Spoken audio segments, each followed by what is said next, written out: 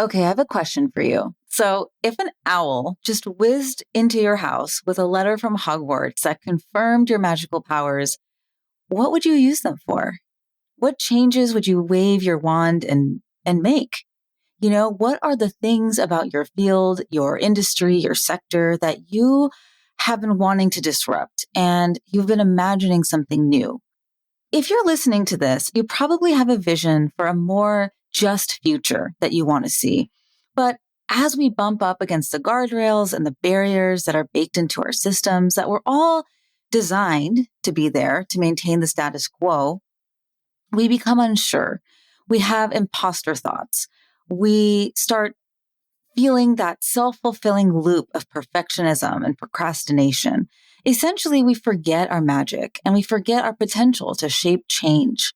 But we don't actually need a letter from Hogwarts. We have always been magical because we already have the lived experience, the stories, the passion, and the credibility to spark a ripple effect towards that future. And sometimes we need a little bit of strategy support in getting that magic out into the world. And other times we have just forgotten or straight up don't believe that we have that level of change making capacity. And that's not actually our fault. We talk a lot about self-limiting beliefs, but I would really like to reframe and reintroduce them as systematically limited beliefs because they're actually not from ourselves, right? Instead, they're a normal and natural protective response to the systems that we live in, which all have sexism, racism, and all kinds of intersecting isms baked into them. And recently, as I launched the Kindling Collective, a 6-month intensive for social impact and entrepreneurs who are wanting to show up and lead as trusted voices on LinkedIn to spark change and raise revenue, I had a chance to really observe these beliefs because your notes from your applications, from conversations I had with y'all in the DMs, and now the deep and tender work that I have the privilege of doing with clients inside the program have really reconfirmed my why and the deeper problem that I solve, which is that the folks who are working closest to the problems that they solve have the right solutions that are based in their lived leadership and their story. They're just not always in traditional seats of power that come along with the influence needed to make those changes at scale. So in this episode, I want to talk about the 4 most common barriers I hear and work with. And sometimes there's this true strategy issue behind that barrier that can be remedied. And sometimes it's our old friend, the inner chaperone, who is just trying to keep us safe. So I'm going to offer up some suggestions that have been helpful for me personally and my clients for the next time these thoughts and these energies come up, whether it's a strategy thing for you or a belief thing. So how does that sound? Let's get into it.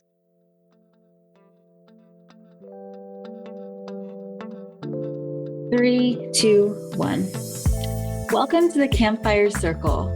I'm your host, Tania Bhattacharyya, and I empower purpose-driven women in building influential personal brands that drive change and raise revenue. We all talk about getting a seat at the table, but why though? Who wants to sit in a stuffy boardroom anyway? Let's reimagine the ultimate space of leadership as a campfire circle, where we share stories that inspire movements, build brave communities to huddle together with for warmth, and where there is always room. Come sit with us. Okay, the big 4 barriers. So consider if any of these or a combination of these are showing up for you in any kind of way. And if they are, I want you to try to release any potential guilt or shame around that, because again, these feelings are not actually yours, right? They have been instilled over years, decades, maybe generations, honestly, of being told and shown that we don't belong in those positions of power and influence. And I have, like an infinite number of examples, specific examples that I could share from my story, from the people that I work with. You probably have some as well, from, consistently being assigned the coffee picker-upper or air traffic controller for an important meeting when you're the executive leading a part of the agenda, right? Or you're told consistently in performance reviews that you don't have leadership presence, yet you haven't been given an opportunity to share that leadership presence in a visible way, right? Or maybe you are assumed to be an assistant of the white male colleague sitting next to you when you're actually, maybe even their boss, right? These are all stories that I hear often. And those kinds of things are, of course, going to prompt some kind of this protective response or an inner chaperone who is really just trying to keep us safe from future bias, marginalization, and these shitty experiences. So again, it's not our fault if openly, visibly, and boldly starting to share our opinion and expertise can be anxiety provoking, especially in a place like LinkedIn. And I personally believe that if we choose to have a social impact through our consultancy, through our business, that it's also our responsibility to practice getting 1% more brave and stretch ourselves with these actions so that we can attract a community who can make our mission happen with and alongside us. So the first barrier that I hear, the vibe of this comes out sounding something like, I don't have anything to say. Like, what do I even talk about? And so from a strategy perspective, if you're working towards positioning yourself as a go-to voice or an approachable authority, it's very possible that you are not yet quite centered on what exactly you want to be known for. Or maybe your niche isn't clearly defined yet, or it's evolving.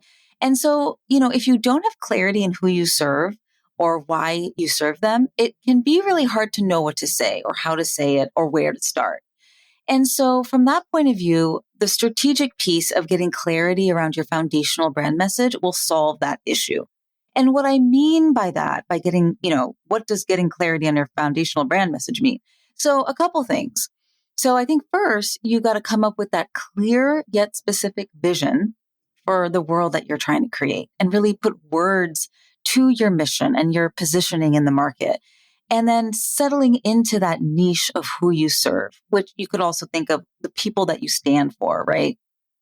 And maybe you can do this, by taking a deeper look at your own story, your own mosaic of lived experience, because after all, we are the most well-equipped to serve the person that we have been, or maybe that we still are, right?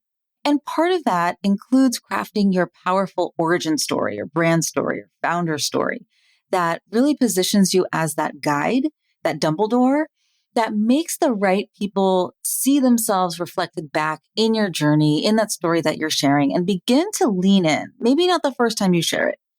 Maybe they do, right? But over and over, as you consistently share pieces of your story, they're leaning in and they're like, where have you been all my life? Like, are you talking directly to me? Like, what is going on right now?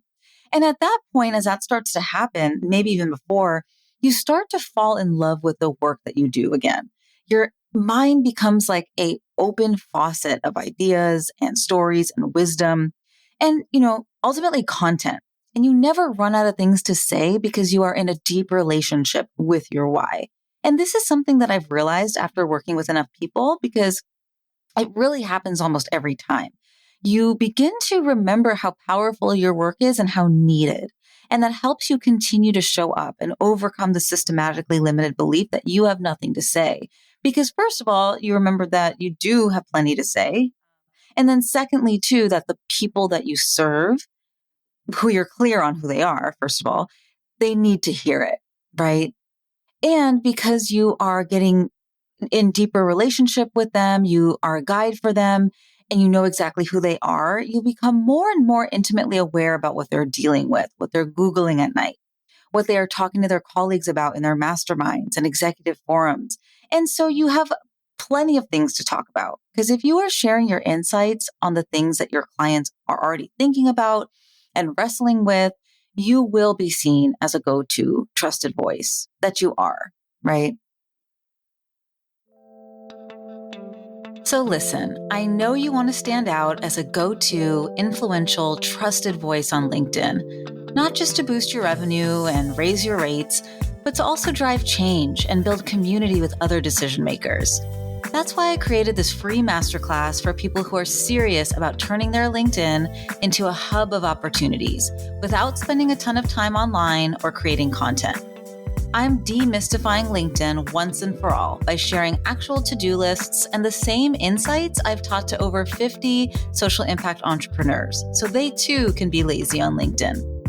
Even by spending 1 hour on LinkedIn, my clients attract aligned, hell yes clients, inspire people to think differently about the misunderstood issues that they work on, and book dreamy podcast spots and paid speaking opportunities. So if you're interested in working with me to build up your brand as an approachable authority, apply for your spot in the free masterclass using the link in the show notes. Okay, back to the episode.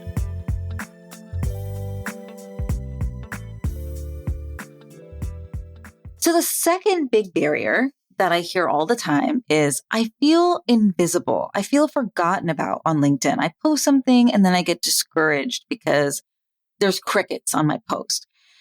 And so LinkedIn is interesting, and it's interesting for a lot of reasons, but it's interesting because there's over 830 million active users, but only something like 3% of them post content regularly. Maybe that stat has changed a little bit, but it's a very small number. And what that points to is that we have a lot of LinkedIn lurkers. And I remember and realize this every single time I post a really sort of enticing resource that folks have got to enter their email address in to download, because dozens of people end up downloading it who I otherwise would have no idea were engaging in my stuff. So try that and let that be proof that you're being seen and heard and valued more than you think on LinkedIn. Plus, there is a variety of reasons why someone might not engage with your post, especially if it's a spicy post, because I'll just say the flavor of thought leadership is spicy. Because if everyone agrees with what you're saying, then you probably aren't actually saying anything that will lead to systemic change or even an individual person's change in their thoughts or behavior. And so, anyone can do a 101 sort of how to sort of basic post. And there's nothing actually wrong with that, but to be really heard and remembered and trust and engaged with the people that you truly want to support, that you're light on fire, passionate about helping, share your opinion. Think about what is the root cause of the issue that you work on. What is a ahead of your time or controversial take that's related to your work? What are the things that you're afraid is maybe a little bit dicey or spicy or just a little bit too much? Lean into that, because those things will help you create trust with the right people. And over time, it will also help you command that high value, high transformation, like price point too, because it means that people aren't price shopping you as one of the 3 bids they need to get for their internal process. Instead, they're coming to you because they know that you're the one who is equipped to uniquely support their situation. And you might still be thinking, okay, that's fine. That's great. But why do I still have crickets on my spicy content? Here is one possibility that may be it for you. Let's say that you're an executive coach who supports nonprofit EDs with, shifting the culture of their dysfunctional boards. I actually have 3 different clients who do this in a variety of ways, and they're all amazing. So if that's something you're looking for, you got to let me know. That's just a quick plug for my people. But, anyway, it could be easy for them to feel discouraged about a lack of engagement from their exact target audience. But you have to remember, if that executive director they're looking to work with does like or comment on their spicy post, they know that their board members are potentially going to see it, and it could be a whole thing. Another example, let's say that you're a therapist that supports high-powered executives with burnout, or that you're a fertility coach for female corporate attorneys. Your target audience knows that if they engage with your content or, they leave a comment on there, their boss or their team may see it. And again, that could become a whole thing. And so LinkedIn is just kind of different from Instagram and other platforms in that way, because you're tapping into folks' professional network and their working world. And that can be a double-edged sword, because it can, that's where you want to attract that clientele because that's where they are. But the way that you would engage there is just different from other platforms. And so even if your issue is tamer than the things that I just mentioned, maybe not as spicy, my advice is still the same. Don't worry so much about being LinkedIn famous, because that's not even necessarily going to help you if your goal is to position yourself as a, niched expert with a higher ticket price point to match. because you're not trying to serve hundreds of people a month. You're probably trying to get something between 2 and 5 contracts, VIP days, or coaching clients each month. So you don't need like tens of thousands of views on every single post. That would honestly be overwhelming, trying to build relationships with all the people who are showing up. And so try not to compare and despair with other people or influencers that you are seeing that are getting tons of engagement, because you probably have a different model of business than them. And you don't necessarily need all those views. Instead, you just want a handful, qualified, like-minded, values-aligned people that are, entering your world. And that relationship building can very well be in the DMs. That's what I would suggest, privately behind the scenes where their boss or their board is not, all up in their business. The DMs is mostly where I'm hanging out. So I can actually build connective tissue and the beginnings of a generative relationship with the people who are eventually ending up deeper in my world, right? It does indeed go down in the DMs. So that is, maybe a place that you really want to consider being more so if you're feeling like your posts are getting crickets. Okay, next. So the third big barrier that I hear is, are my opinions even worth sharing? So folks are struggling to have a confident enough voice. They're feeling like they're not an expert in anything. So it's really hard to position themselves as one. And this is something that has really struck me personally as I have been dripping out the curriculum inside the Kindling Collective program. I keep hearing myself say things and then almost discounting them as things that everybody knows. For example, like in the second module, we covered the strategic importance of leading with your vision and how to actually do that. So I'll talk about it and then I'll hear myself saying, oh, but you probably already know that. And I just keep catching myself because the reality is people come to you because they don't know what you know. It's really easy to take our knowledge for granted and have blinders on to our own deep expertise. And that's for a variety of reasons. We're hanging out with business besties and colleagues who have a similar area of knowledge.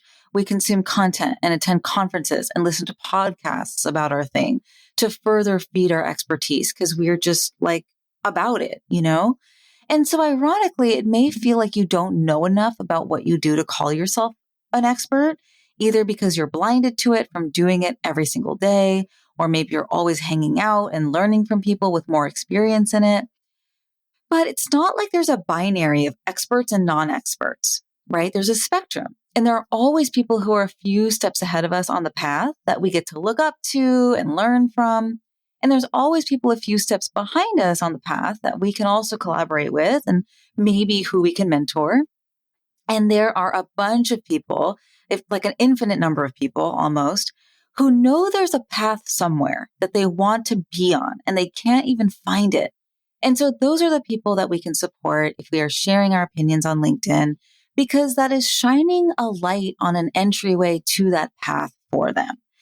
And so you are perfectly equipped to serve those folks because you are a relatable expert in comparison, even if you don't always feel like it because you don't have a PhD in your thing, or maybe you're in your first year or two of consulting, So someone who's at that 501 level might not actually even be able to help them in the same way. So I remember when I worked in the mental health and addiction treatment space, we would have speakers come to share their recovery story with our patients. And someone coming in with 50 years of recovery was cool, but someone coming in with like 1 year of recovery was actually more helpful for our patients because they were relatable. They had recently gone through the same types of experiences, and they could speak their language and share their story in a way that landed in an even more approachable and honestly in an even more actionable way. And so what I often see when people feel this barrier of not having confidence in their own opinions is they'll use their business profile or they'll show up on their company LinkedIn, but they're still not sharing their point of view. They're just sharing like stuff. And, what I'll say here is if you lead a bigger company with a team and you want to start sharing your team members' opinions and thought leadership and stories and their why, I think that is awesome. I think that can be really, really great. But if you are the founder or the leader of the team, I think that you had better be sharing your own too. And if you are more of an independent consultant or a solopreneur and you're trying to figure out where to put your energy between building your personal profile or your company profile, my answer is always to focus on your personal brand as a thought leader in your niche. Because you probably don't have a huge marketing team backing you up. You probably have limited resources, and it can just be a lot to manage both. And at the end of the day, people want to know the face behind your company. Your personal brand is what is going to build that trust, that community, that resonance, and that connective tissue that you want. All right. So lastly, the fourth barrier is, this piece around LinkedIn is really activating or overwhelming because it just feels sterile, professional, white, male, stale. But I know my people are there. I know I need to be there. And so there's this like tension and it doesn't feel good. Maybe your LinkedIn is tied up with a previous corporate life before you became a consultant or a coach or a service provider. And it's maybe a life that you kind of want to leave behind.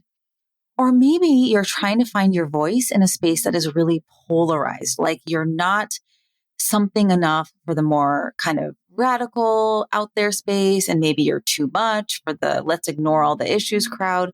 And that's a really common thing for folks who are trying to imagine a more just future in their space, whether it's DEI or healthcare or climate justice or the nonprofit landscape or something else. And maybe you just don't have a process to turn your that was so cool moments into consistent content. So all of those things can make it feel like just overwhelming. But your people are on LinkedIn. And it's not just your clientele, but your decision makers, potential referral partners, podcast hosts, conference conveners, the list just goes on. The people you want to get in front of. And so this is what I think about LinkedIn. LinkedIn can be an amplifier, right? It can be like a megaphone. It's not another place you have to create brand new content. It's a place where you get to share and repurpose what you're already doing. So you can leverage your current speaking engagements, your testimonials, your sweet notes from your clients, your awards, your videos, your podcast interviews. I mean, literally anything that you are doing right now can be repurposed for LinkedIn to be seen by that audience who can help you make shift happen. And yes, I know it can feel like pulling teeth to take the things that you're already proud of and excited about and just packaging it up in a way that you can share with the people who need to know about it on LinkedIn. And this is both a strategy thing and a systematically limited belief thing that really play and intersect with each other. Because many of us, probably all of us, are running from our desk to the grocery store to picking up a kid or a parent. It can be really tough to capture our opinions and our insights in a way that is going to build authority, especially because it's LinkedIn, right? It's one thing to just throw up a story on Instagram. But I know that we feel with LinkedIn that you really have to sound smart and articulate and like polish it up. And to some extent, that is a little bit true, but consider how you can lean into play here instead of perfectionism. And also, how can you do less? Like, how can you take one thing off your calendar and use that time, not even to spend on LinkedIn necessarily, but to rest and to daydream and to create the white space in your brain to actually have an original thought? And what new ways of thinking will come to you as a download from the universe during those times? I feel like sometimes those are the things that move the needle. And if you're listening to this, you probably know I'm all about being lazy on LinkedIn, meaning positioning yourself as a top of mind, trusted voice in one consistent hour per week. Again, like it's about consistency. And so the strategy piece has being taken care of. I have figured out a way to fit this thought leadership work into busy AF schedules, and I'm happy to teach it to you. But our systematically limited beliefs can still make us feel like we don't belong on LinkedIn in the first place. And how we do one thing is how we do everything. I keep getting slapped in the face by that lesson. So let me just say it one more time. How we do one thing is how we do everything. So if you're avoiding or hiding from spaces that feel like a stretch, whether that's virtually on something like LinkedIn or in person for something like a conversation, that's going to be like a little hard or a conflict, nothing changes. So it's our fractal responsibility to change our relationship with these spaces and decide that we are enough to be there. And that brave action ripples out in ways that we can't even imagine right now. That is where the magic happens. So I'm going to leave you with that, and I will see you next time. Hey, thanks for tuning in. This episode was brought to you by my group coaching program, The Kindling Collective. If you like this episode, you are going to love my free masterclass all about thought leadership on LinkedIn. I'm sharing the same proven 3-step framework I also teach in the Kindling Collective to spark change and raise revenue. You'll learn how to grow your influence and your visibility. And yes, we are definitely talking about overcoming that itty bitty shitty committee too. After all, your work is way too important to stay a best kept secret. So grab your link to apply in the show notes and I'll see you there. What'd you think? Leave us a review on Apple Podcasts, or even better, reach out and let me know through lumosmarketing.co. Yes, that's Lumos, as in the illumination spell from Harry Potter. Because when you shine, magical things happen. You can get social with me on LinkedIn, and of course, check out the show notes to stay in touch with our guests. Let's talk soon.